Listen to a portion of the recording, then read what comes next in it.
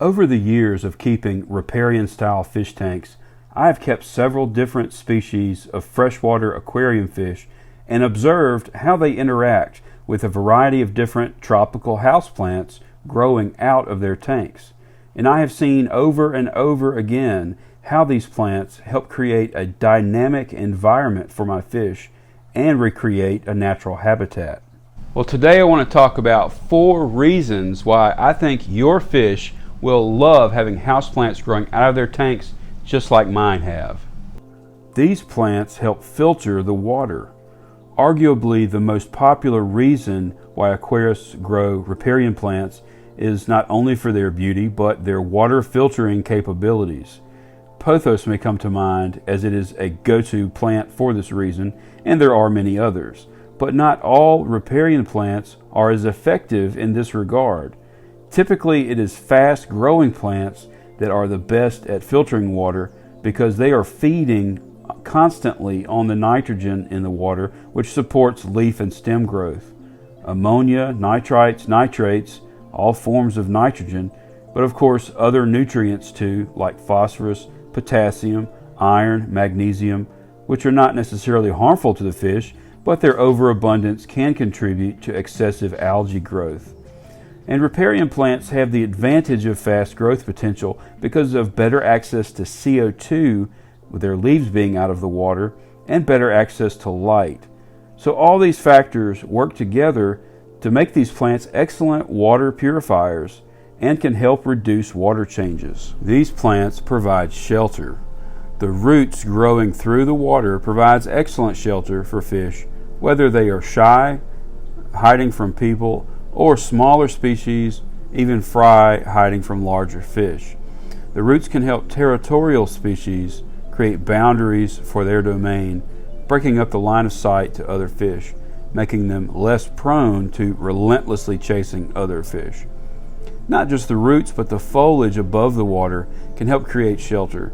Many fish will get triggered if you reach your hand over the tank, even just to drop in food, if it's just wide open with no shade at all, because in their natural environment, this usually makes them more vulnerable to attack from predators.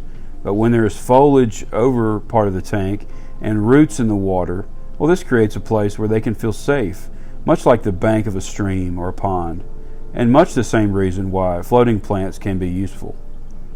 Sometimes my neon tetras will get twitchy, especially when the lights outside the tank start changing, and they group tightly together and hide out in the roots until they feel safe again. When fish don't have places to hide, they can get stressed out and even hurt themselves by desperately trying to find somewhere to hide. These roots growing in the water also provide an excellent place for fish to spawn. For live bearers, it's shelter for giving birth, and as we just talked about, the fry can avoid predation from the adults. But it's also an attractive place for egg scatterers like tetras and barbs. So, interesting story. A couple of years ago, I was in the process of redesigning the layout of this tank, and I transferred some of the riparian plants out to a greenhouse tank. About a month later, I noticed 2 tiny little black skirt tetra fry swimming around in that greenhouse tank, and I was amazed. The plants had acted like a spawning mop as I unknowingly transferred some of these tetra eggs out to that tank. I'm surprised they even survived at all, because that tank was definitely not set up to be raising fry. Although it was a more established tank, and I'm sure there was infusoria, other things for them to feed on, because they were definitely not being fed by me until I discovered they were there. And occasionally I will see the adult black skirt tetras spawning, usually first thing in the morning as the tank lights are beginning to ramp up, and they concentrate on this side of the tank, probably because they enjoy that water flow. But all the other fish are just eagerly awaiting to clean up whatever scattered eggs they can find. So unfortunately these eggs just don't have a chance in this tank. But next spring I plan to do some intentional fish breeding out in the greenhouse with some of these tetras, barbs, and riparian plant roots will definitely be involved.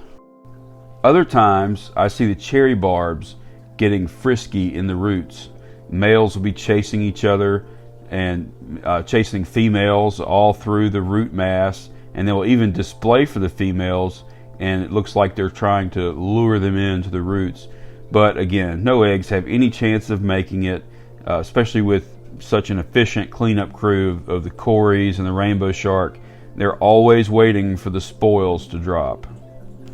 So these riparian plants can really be integral to the tank ecosystem, not just because they can play these roles that we've talked about so far, but also because they provide a place to forage.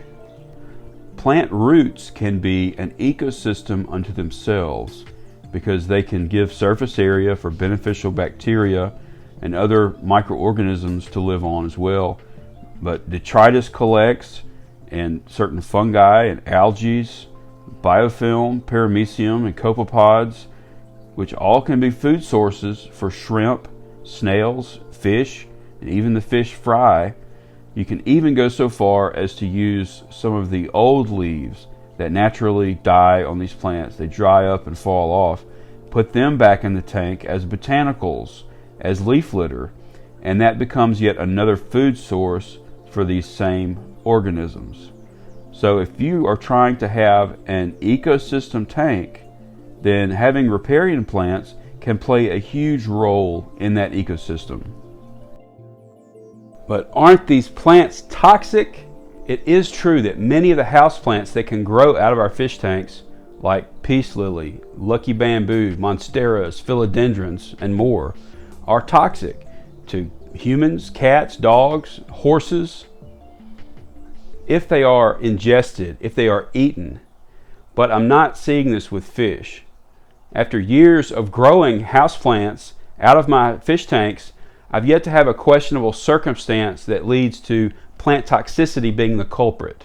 And sure, I've lost fish just like everybody else in the hobby, from ammonia poisoning, like in an uncycled tank, wasting disease in new fish, bacterial infections, parasites, overfeeding.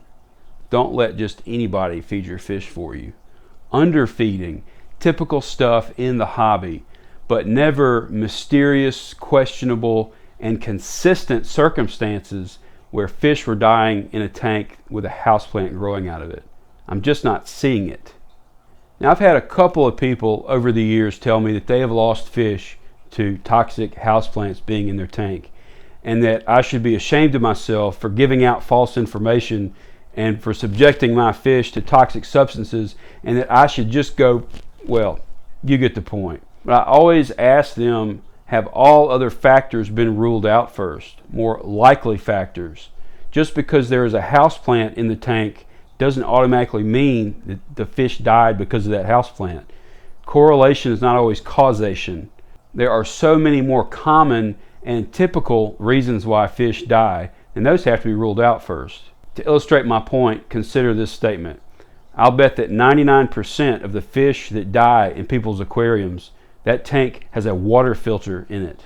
Those evil water filters, they're killing our fish left and right. Absurd statement, but I think it illustrates my point. Correlation is not always causation. We have to rule out those other factors. But even if you're still not convinced about the safety of using these plants, or you have children, or cats, or dogs, or horses that you're worried are going to eat these plants, there are still so many options available, and so many more that I haven't tried growing for myself yet. They're on my wish list, if you will. So no matter who you are, what your reservations may be or concerns, there are still so many options out there. And there are still plenty of fish species I haven't kept yet, and I just don't have the experience at this point of keeping every fish in the hobby with houseplants and knowing exactly how they will respond.